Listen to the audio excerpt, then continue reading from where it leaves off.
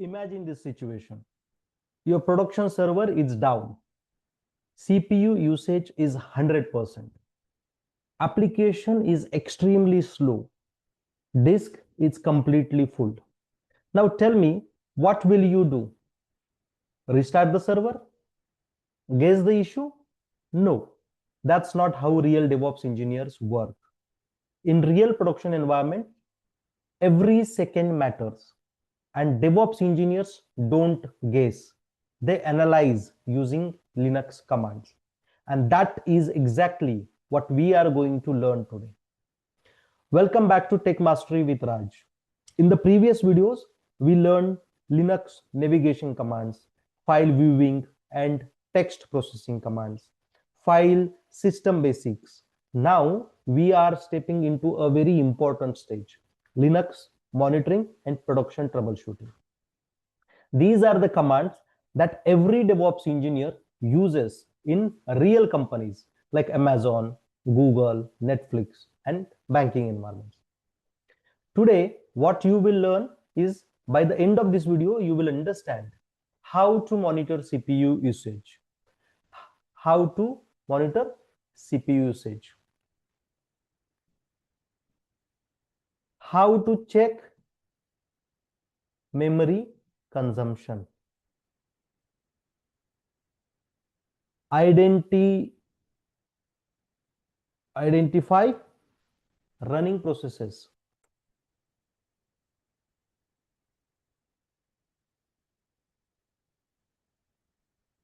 Troubleshoot disk issue.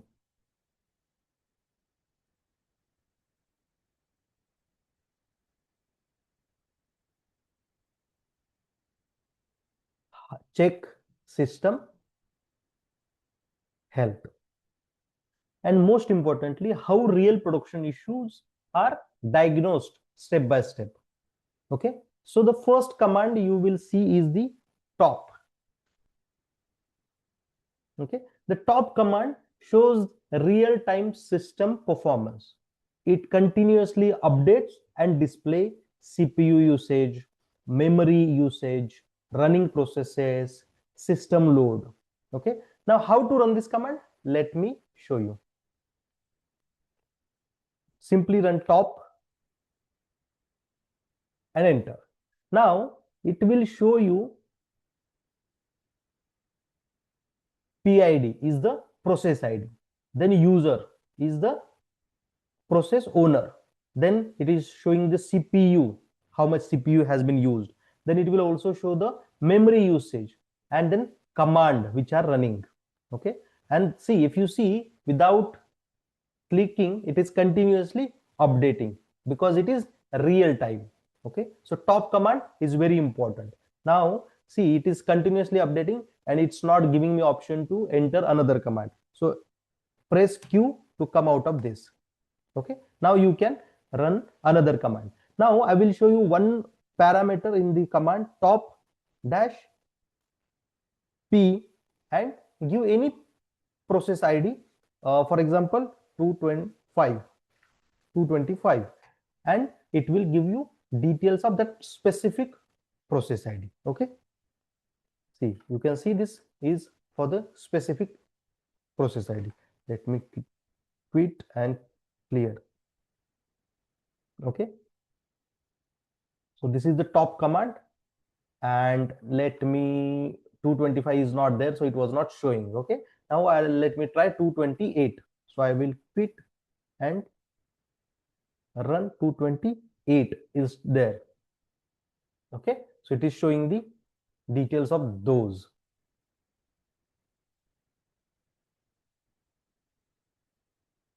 Okay, so this is one important parameter of the top command.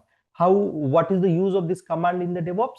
Using this command, you can find the CPU spike instantly. You can also identify the heavy services, and you can kill any process which is stuck, or you can monitor production load in real time. Okay, so this is the first command. Next command is, we will learn the next command, that is PS. So PS command is for the process snapshot. PS shows the snapshot of the running processes, at a specific time. Unlike top, it is not a real time, because in the top command it will keep on updating because it is showing the real time data. But with the PS command, it is just taking the snapshot of the real time data. So how to run this command? Okay, PS, then E dash EF. Okay, so E for it, E dash E will show all the processes, and dash F will show full format detailed view. Okay, see, you can see the PS EF. Okay, so it is showing UID, PID. PID is the process ID. Okay, and the command which are running, time and everything. It has taken the snapshot. Okay, let me clear this. Now PS AUX is for the PS AUX. If you run this command, it will show CPU and memory usage per process. So this command is very important to check the CPU and the memory usage, because for the troubleshooting purpose, getting or knowing the CPU usage and memory usage is very important. Then there is one more command, PS-U root. It will show the process for specific user. Now we have seen the processes for the root user. Okay, so this command is very important. And in the DevOps, check if application is running. Okay, if you want to see if any application is running active status, you can use this command. And if you want to find crashed services, if there is any broken service, you can use this command to check. You can also use this command to debug the background jobs. If there is any job running in the background, you can verify from, or you can check using this command. It will also be useful to verify the deployment success. If the deployment is successfully completed or not, you can see using this command. Next command we will see is the DF. DF is for the disk usage. Okay, DF stands for disk file system usage. Okay, disk file system usage. Okay, it tells you how much disk space is used and how much is free. Okay, this is the command DF. Okay, so let me run it.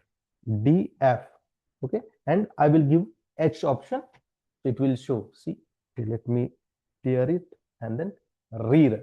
Okay, so it is DF command. It is showing disk usage. Okay, so it will show the file system.